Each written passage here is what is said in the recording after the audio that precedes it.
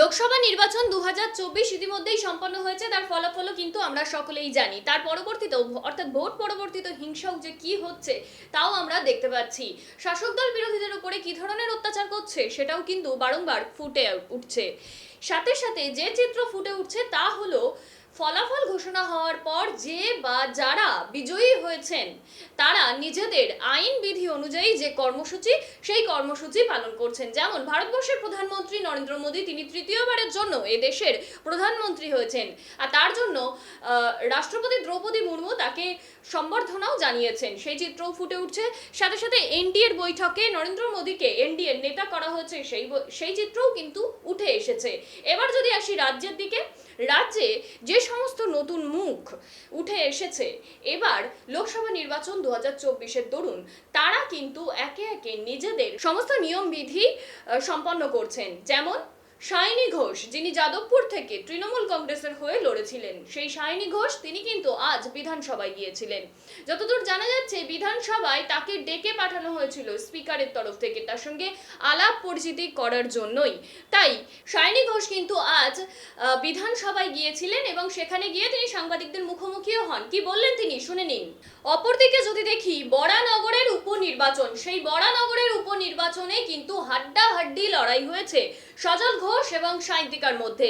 অভিনেত্রী সায়ন্তিকা, যিনি তৃণমূল কংগ্রেসের হয়ে বরানগরের উপনির্বাচনে এবার লড়েছেন, সেই চিত্র কিন্তু আমরা দেখেছি ভোট চলাকালীন ঠিক কি হয়েছে এবং ফলাফলের দিনও ফলাফল যে কি হয়েছে তাও কিন্তু আমরা দেখেছি। আজ দেখা গেল সায়নী ঘোষের পাশাপাশি সায়ন্তিকা তিনিও কিন্তু বিধানসভায় গিয়েছেন। স্পিকার তাকে ডেকে পাঠিয়েছিল, যেটা আমরা জানি যে স্পিকার তাকে ডেকে পাঠিয়েছিল কারণ তিনি নতুন বিধায়িকা, আর তাই স্পিকার তার সঙ্গে আলাপচারিতা সারতেই চান। সেই জন্য সায়নী ঘোষের পাশাপাশি বরানগরের বর্তমান বিধায়িকা সায়ন্তিকা তিনিও কিন্তু বিধানসভায় গিয়েছিলেন এবং সেখানে গিয়ে সায়নী ঘোষের পাশাপাশি সায়ন্তিকাও কিন্তু সাংবাদিকদের মুখোমুখি হলেন। তিনিও কি বললেন শুনে নিন।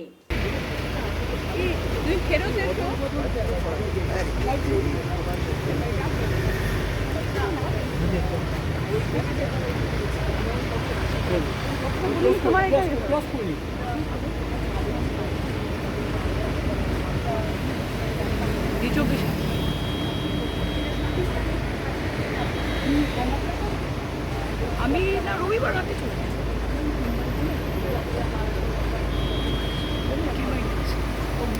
বাবা দেখা করে যাচ্ছে, দেখা করতে কথা বলবো না,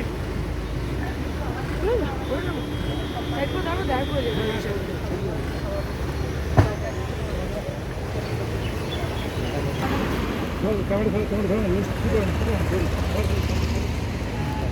হাতে ফাঁকা করে না, হাতে করছিল এরকম। ঠিক আছে, ভালো থাকবে সবাই।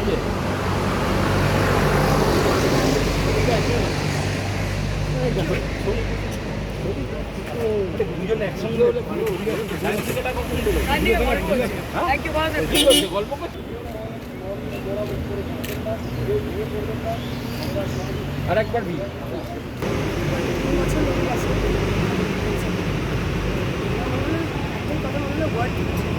বছরের পরিশ্রম খেটে অর্জন করলাম আজকের আশাটা। এর আগে অনেকবার হিমান স্যারও বলেছিলেন যে দেশে এসো একবার, যে বিভিন্ন অনুষ্ঠানে যখন দেখা হয়েছিল তখন মনে হচ্ছে যে এমনি যাবো না, ইলেক্টেড হয়ে গেলে তখন নিজের একটা অধিকার বোধ কাজ করবে। তো আজকে সেই অধিকার বোধটা কাজ করছে, আমি অর্জন করেছি আশা, ভালো লাগছে। 2 মাসের লড়াই ছিল এবং 2 মাস ধরে এলাকার সমস্যাগুলো সমস্যা রয়েছে। জুলাই মাসে বাড়ি বা অন্যখানে যোগ দিয়ে আপনি কোন বিষয়টাকে বেশি করে তুলে ধরবেন, মানে বর্ণনা করবেন? দেখুন, আমি প্রথমত তো আগে আমার বুঝতে একটু সময় লাগবে, যখন আমি বলার সুযোগ পাবো অবশ্যই বর্ণনা নিয়ে আমি জল জমার বিষয়টা নিয়ে আমি কাজ করি, সেটা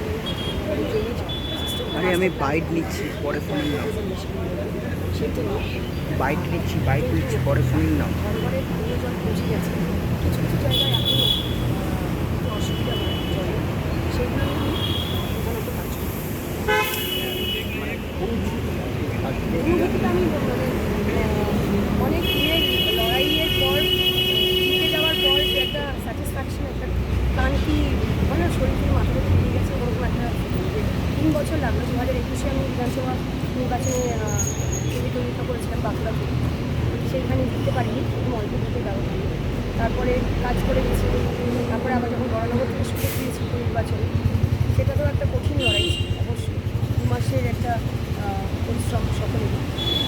তারপরে আজ যখন ফাইনাল ডেস্টিনেশনে পৌঁছেছি তখন একটা শান্তি, একটা আপনি কিন্তু মাত্র 2 বছর সময়, কারণ 26-এ আবার ভোট, আবার আপনাকে মানুষের সামনে দাঁড়াতে হবে। 2 বছর সময় অনেক। কাজ করার মানসিকতা থাকলে 2 দিন অনেক হয়।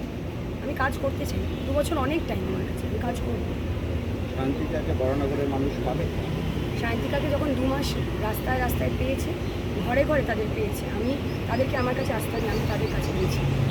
তো আশা করি না, আমি নিশ্চিত যে তারা সবসময় আমাদের